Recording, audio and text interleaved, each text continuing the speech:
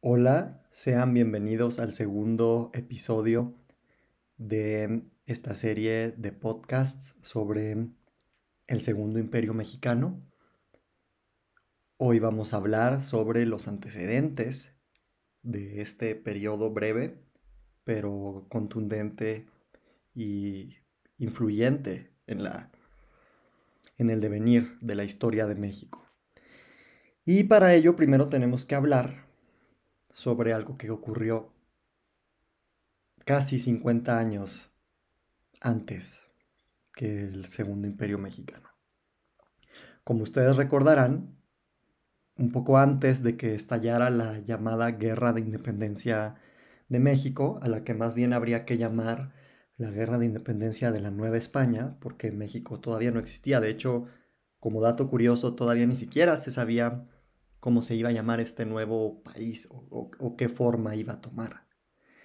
Eh, Recordarán ustedes que Napoleón Bonaparte había invadido España con el pretexto de pasar hacia Portugal. Napoleón había dictado y había forzado a las potencias europeas a establecer un bloqueo comercial en contra de Inglaterra, y Portugal, que históricamente y hasta la fecha ha sido un aliado incondicional de Inglaterra, algo que se entiende porque ambos tienen una fachada atlántica y pues están virtualmente frente a frente. Portugal había decidido que no iba a apoyar a Napoleón, y de hecho fue un acto de bastante decencia no hacerlo, en su bloqueo en contra de Inglaterra. Entonces Napoleón Bonaparte invade España, un poco curiosamente como después, muchas décadas después, lo va a hacer su sobrino Luis con México, de una forma disfrazada, ¿no? Primero pretende pasar hacia Portugal, pero ya no, los ejércitos bonapartistas ya no abandonan la península y va a iniciar una guerra que se va a conocer como la Guerra Peninsular, que es o la Guerra de Independencia, no confundir con las guerras de independencia en América. Esta es la Guerra de Independencia em, española de Francia, de la Francia napoleónica. Y es muy curioso porque si lo analizamos detenidamente, en realidad la guerra de independencia de la Nueva España, no voy a hablar ahora de las de Sudamérica para no distraernos, es en cierta forma parte de la guerra por la independencia de Napoleón.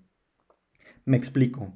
Eh, por lo general, ya sabemos, los que hemos estudiado en México, o los que hemos vivido en este país, se nos enseña que de una forma simplista y totalmente errónea, que México, cosa que no existía en aquella época, bueno, que la Nueva España quería ser independiente de los reyes de España, pero es, no solo es una simplificación absurda, es una mentira total de la metrópoli. En un inicio, no todos los insurgentes estaban buscando rebelarse frente a la autoridad del rey. Se ha documentado, aunque hay historiadores que dicen que no, pero nunca muestran las pruebas, que la arenga, que el grito, como le decimos en México, que lanza Miguel Hidalgo en Dolores, es un claro llamamiento a defender al rey Fernando VII. Recordemos que Napoleón obliga a abdicar tanto a Carlos IV como a Fernando VII, que es considerado entonces como el rey legítimo, no solo de España, sino de todo el imperio español. Y cabe hacer la aclaración, porque a veces nosotros ya vemos la historia en retrospectiva y separamos España de sus mal llamadas colonias en América, que nunca fueron colonias, sino virreinatos o reinos. En aquella época España era tanto Madrid como la Ciudad de México, como Lima, como Buenos Aires. Bueno, pues lo que están buscando defender los insurgentes en un momento es el buen gobierno de la España. Y la España incluye también a la Nueva España. Obviamente, después se va a acusar a Hidalgo cuando se le juzga en Chihuahua, poco antes de ejecutarlo. Se le va a acusar de estar traicionando al rey, traicionando obviamente a la iglesia. Pero no hay que mentir. La guerra de la independencia no era una guerra que buscara la independencia de México de los reyes de España o de la corona, sino de ese rey considerado ilegítimo al que Napoleón había puesto en el trono, que no era otro que su hermano José Bonaparte. Eh, ya sabemos, los que también hemos ido a escuelas en México, que lo único que nos dicen de José Bonaparte es que era Pepe Botella, un borracho. Bueno, eso no se puede comprobar. Lo que sí se sabe de José Bonaparte es que él tampoco estuvo muy feliz siendo rey de España. Él sabía que no lo querían y hubiera preferido ser rey, como ya lo había sido en épocas anteriores, de alguno otro de los reinos que su hermano, el buen Napoleón, estaba creando en Europa. Es curioso también que los Bonaparte estén tan ligados a la historia de México durante todo el siglo XIX. Pero bueno, en realidad la familia Bonaparte determinó en gran medida el rumbo de la historia durante todo aquel siglo tan importante que yo creo es el que deberíamos estudiar más hoy en día porque aún vivimos somos el resultado de todo lo que ocurrió y de cómo se reordenó el mundo económica, política, social y culturalmente durante aquel siglo. Cuando se consigue la independencia de México, se sigue esperando que algún miembro de la familia real española venga a México a ser el emperador. ¿Por qué un imperio y no un reino? Bueno, en realidad fue un poco arbitrario. Si analizamos los términos, cuando hablamos de un imperio, estamos siempre hablando de una monarquía que tiene la característica de que aglutina pueblos distintos. Es decir, cuando hablemos del imperio de Carlomagno, del imperio austrohúngaro, del imperio de Napoleón, estamos hablando de territorios muy grandes donde se considera que, o se reconoce que existen diferentes pueblos con diferentes lenguas, diferentes naciones con diferentes tradiciones, bajo una sola corona, bajo un emperador que los ha conquistado o que ha sido llamado a gobernar a estos pueblos tan diferentes. Pues bueno, el imperio de México, si ustedes ven un mapa de la época, era un imperio enorme. Iba desde Centroamérica, incluyendo una pequeña parte de Panamá, hasta alcanzar a rozar partes de lo que hoy es Canadá. No solo una buena parte de Estados Unidos, sino también una parte de Canadá. Y otro dato que nadie sabe es que ya hacia finales del virreinato de la Nueva España, perdón, no es un dato que casi nadie sabe, es un dato que pocos saben. A veces soy muy exagerado y digo nadie, todo, pero bueno, trataré de no hacerlo. Eh, el imperio ruso del zar Alejandro estaba disputándose partes del territorio que pertenecía a la Nueva España, particularmente en California. Pues bueno, este imperio enorme, si de por sí hoy México es uno de los países más grandes del mundo y casi un continente que une dos continentes, en este caso Norteamérica y Sudamérica, pues imagínense que en aquella época el Segundo Imperio Mexicano abarcaba no solo lo que hoy es México y Centroamérica, sino que además tenía en su jurisdicción lo que hoy es California, Texas, Nuevo México, Arizona, Nevada, Colorado, incluso partes de Kansas, Wyoming, Utah.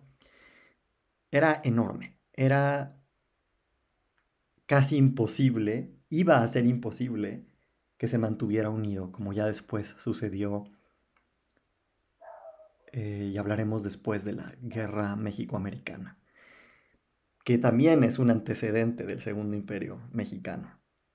Pues bueno, este imperio enorme, que nacía enorme y que había quedado empobrecido, la Nueva España había sido una de las regiones más ricas del mundo, y ahora las minas estaban totalmente inundadas, los campos estaban abandonados, habían muerto, se estima, 1 millón de personas, que en aquella época, en un país que tenía más o menos unos 5 o 6 millones de habitantes, era muchísimo. Imagínense que se muera una quinta parte de la población de México.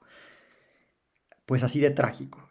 Y obviamente el tejido social, como se dice ahora, estaba roto, todos estaban peleados en las mismas familias, habían había uno que era realista y el otro era insurgente, hasta que precisamente un personaje que había sido realista, un militar, Agustín de Iturbide, originario de lo que hoy es Michoacán, de Valladolid para ser más específicos, pues consumó la independencia de México al ser el puente entre realistas e insurgentes.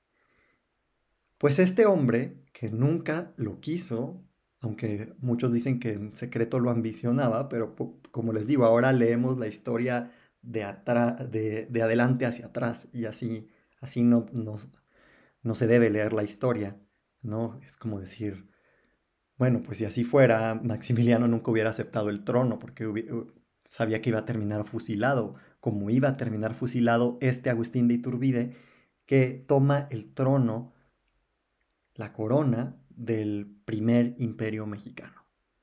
Bueno, pues México nace siendo una monarquía hereditaria, una monarquía católica, una monarquía que buscaba ser como las monarquías de Europa, pero legitimar su mexicanidad, ahora que sí el país se llamaba México, a través de encumbrar a un criollo, a un mexicano de origen es europeo, pero mexicano, en el trono de México. Bueno, pues este imperio duró muy poco, no duró ni 2 años, de hecho duró menos de 2 años. Y pues la verdad es que nunca alcanzó a tener estabilidad, y decir que fue un imperio sería decir mucho porque la verdad es que todavía había partes del país que estaban muy inconformes con cómo habían terminado las cosas, otros querían seguir permaneciendo en España. De hecho, España tenía todavía una guarnición en el fuerte de San Juan de Ulúa, y de hecho España se va a tardar años, casi 2 décadas, en reconocer la independencia de México, hasta que la regente, ni siquiera la reina o el rey, la regente María Cristina, si no recuerdo es María Cristina o María Teresa, bueno, les debo el dato, prometo hacer un video al respecto, que es la madre de Isabel II, pero que es una niña entonces, pues usando su poder y por convenir hacia los intereses de España, que necesitaba volver a tener a México como mercado, decide reconocer la independencia de México oficialmente mediante un tratado, y quedan perdonados todos los agravios, quedan perdonadas las deudas, y inicia una etapa que va a durar bastantes años de buenas relaciones entre España y México, que creo yo que así debería ser siempre porque no puede ser de otra manera. O sea, México no se entiende sin España, España no se entiende sin México, y nuestra historia ha estado ligada desde hace siglos, incluso después de la independencia nuestra historia sigue totalmente conectada. Y pues México es, como ustedes lo quieran ver, el hijo de España, el hermano de España. Yo digo que más bien pues es el hijo, y por eso pronto, y les doy la primicia, empezaremos también a hablar sobre la historia de España, porque creo que es importante para los mexicanos, es indispensable para los mexicanos, los latinoamericanos, y de hecho para todos los humanos entender la historia de España, porque es sin duda uno de los países que ha determinado los acontecimientos en los últimos 1000 años, por lo menos, si no es que más. Es un país con una tradición riquísima, con una historia muy interesante. Bueno, una vez que España ha reconocido que México es un país independiente, después de, por cierto, algunos intentos, sobre todo al inicio de reconquistar México, intentos bastante fallidos, México ya es una república y va a ser una república durante casi 40 años entre la independencia y el Segundo Imperio Mexicano. Pero en estos 45 años van a pasar muchas cosas. Se va a cambiar de presidente como casi como de calcetín cada tres, cada 3 meses, cada año, a veces 3 días después. Va a haber una sublevación, una guerra civil, un pronunciamiento, un levantamiento. Y para no eh, perdernos tanto, porque habría que dedicar muchos videos y lo vamos a hacer poco a poco para entender qué pasó en el siglo XIX en México, hay que saber dos cosas que ocurrieron entre 1921, perdón, 1821 y 1864, que son fundamentales. Una, México pierde la mitad de su territorio en una guerra bastante injusta contra Estados Unidos.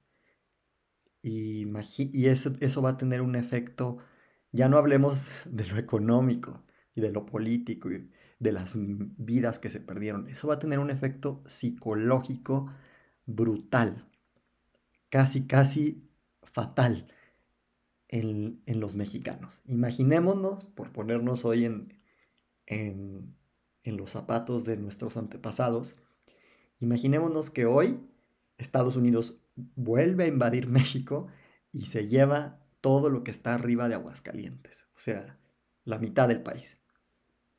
A lo mejor habrá quienes digan, no pasa nada, porque pues no me importa Tamaulipas, no me importa Chihuahua, no me importa... Pero es que no es de que no te importe, es brutal, aunque tú en aquella época vivieras en Oaxaca o en Yucatán o en Chihuahua para estar más cerca de donde quedaron las nuevas fronteras, perder las Californias, perdón, perder California, perder Texas, que se había independizado un poco antes, pero también con influencia y con la mano negra de ese pequeño país llamado Estados Unidos que se iba a convertir en un país enorme a expensas de México, perder todo ese territorio, hasta parientes tuyos, parece loco, pero así era. Tenías parientes, tú vivías en Chihuahua o en Sonora o en la Ciudad de México, pero tenías parientes en California. Sentir que te arrebataron la mitad de tu territorio con todos los recursos que tenía, porque no fue casualidad, los americanos ya lo sabían, que unos años después, un par de años después, si no es que un año después de, de lo que los americanos llaman con este eufemismo terrible, la cesión mexicana. México no cedió ningún territorio y si lo cedió presionado. Em, Se descubre que hay muchas minas de oro en California. Y empieza la llamada fiebre del oro. Y pues bueno, vean hasta la fecha que uno de los estados más ricos de Estados Unidos, creo que probablemente es el estado más rico, es California. Podría ser un país independiente y seguiría siendo rico. De hecho, hay empresas californianas, empresas que están en California, que tienen más dinero que México. Así, de ese tamaño. Pero bueno, ese es tema para otro video. Y además de esta pérdida de la mitad del territorio, sucede otra cosa. México parece pequeña, pero es un antecedente importante. México libra también una guerra contra Francia, y precisamente contra la Francia del abuelo de Carlota, del rey Luis Felipe I, de, de la casa de Borbón-Orleán. De hecho, La expedición hacia México estará liderada por uno de los tíos de Carlota, que parece que no se llevó una muy buena impresión porque años después, cuando Carlota va a venir a México, es el que le dice que México es un país horrible, atrasado, salvaje, bárbaro, y solo menciona casi casi que lo peor, ¿no? Los mosquitos, las nauseabundas corridas de toros, el fanatismo religioso, el calor. Carlota descubrirá con sus propios ojos que su tío estaba un poco equivocado, si no es que lleno de prejuicios maliciosos en contra de México, porque Carlota se va a enamorar de México y eso queda clarísimo en su amplia correspondencia y en las crónicas de la época. Como bien dicen por ahí, Maximiliano amó a México hasta la muerte y Carlota amó a México hasta la locura. Pues bueno, antes de que Carlota y Maximiliano entren en el escenario mexicano, van a pasar muchas cosas. Los conservadores y los liberales van a estarse peleando por 40 años, alternando en el gobierno, rebelándose en contra del otro, haciendo propaganda que ya existía en aquella época. La prensa era muy importante en México, como lo es ahora, en contra del otro, eh, cambiando de bandos, traicionándose. Total que imagínense lo desgastada económica, física y emocionalmente que estaba la población de aquel siglo en este país, donde era mucho más inseguro de lo que es hoy, incluso. Era un país todavía con grandes problemas. La infraestructura había quedado bastante dañada. Había enfermedades endémicas. Había una sensación de orfandad. Ok, ya la madre España está lejos de nosotros, ya, pero ¿qué hacemos ahora? Pues bueno, los mexicanos, y no solo los mexicanos, no creamos tampoco que nuestra historia es excepcional. En realidad los humanos nos parecemos mucho. Sí es fascinante la historia de México, pero no es excepcional. Los mexicanos, igual que los italianos y que los alemanes y que los americanos, en el proceso de conformarse como Estado-nación, sufrieron mucho y les llevó décadas. Y de hecho yo pienso que 200 años después todavía seguimos con un conflicto de identidad y hacia dónde tiramos, nos centramos en México o nos abrimos al mundo, somos liberales o conservadores. Bueno, ahorita no necesito ni siquiera decir lo dividida que está la sociedad mexicana. Pues en aquella época estaba igual, pero añádale la intensidad con la que vivía la gente en aquella época, donde de verdad había duelos de pistolas y había afrentas y había venganzas, y si tú matabas a mi hermano, yo iba y mataba al tuyo y él mataba al mío. Era muy fuerte. Pues bueno, en este México caótico va a ocurrir una desgracia todavía peor. Y es que México va a quedar atrapado en medio de dos polos, digámoslo así, dos potencias que van a querer influir en el país. Y ya sabemos después cuál va a ganar. Estados Unidos y Francia. Estados Unidos está inmerso más o menos al tiempo que ocurre el Segundo Imperio Mexicano, en su guerra civil entre el norte y el sur, entre esclavistas y antiesclavistas. Pero aunque ya tenga la mitad del territorio de México, y aunque ya quedó claro quién es el que va a mandar ahora en el continente, todavía México es un país importante. En aquella época la disparidad entre México y Estados Unidos no era tan grande como es ahora, y Estados Unidos sabe que necesita mantener a México a raya y que lo necesita principalmente como un mercado y como somos hasta la fecha, como un lugar del cual obtener recursos y beneficios económicos. Y a través de México en todo el continente. Y por el otro lado, esta Francia de la que hablábamos en el episodio anterior, esta Francia de Napoleón III, el sobrino de Napoleón Bonaparte, que está obsesionada con expandirse. Y de hecho, y este es un dato que muy pocas veces se menciona, Los franceses van a invertir, los franceses hablo de los panaderos, los obreros, van a tener la oportunidad de invertir su dinero para apoyar lo que ellos llaman con este otro eufemismo que también es bastante ridículo, la expedición México. Ellos van a poder invertir, digamos, voy a invertir un franco y esperando recibir 20. Entonces voy a ir a dar mi dinero y que me den un bono y con mi dinero yo voy a financiar que Francia va a ir a México ya no a cobrar la deuda que no nos quisieron pagar, sino vamos a ir a llevar la civilización a esos bárbaros mexicanos que son católicos como nosotros, que son algunos blancos como nosotros, pero que la mayoría son unos desarrapados. Así se veía México en aquella época. No nos engañemos. Sí aparecen estas ilustraciones románticas que se popularizaron en París, sobre todo, y en las capitales europeas en esta época de las mexicanas con sus trajes típicos, los mexicanos con sus trajes típicos, y México como un país exótico pero hermoso. Eso es cierto, pero tal como existe hoy esa fascinación por México, y también esos mitos, existen esos mitos y esa mala imagen de México, pues así existía en aquella época y con todavía mucho más propaganda y menos información. De verdad no había forma de que los europeos supieran nada de México si no era por la prensa. Y la prensa no era muy benévola con México. El eurocentrismo. Los europeos que ya empezaban a viajar a México y regresaban, escribían como el tío de Carlota, cosas terribles en sus diarios. También los había, muy inteligentes y muy sensibles, que hablaban de las maravillas de México y de los mexicanos. Pues en el siguiente episodio vamos a hablar de esto.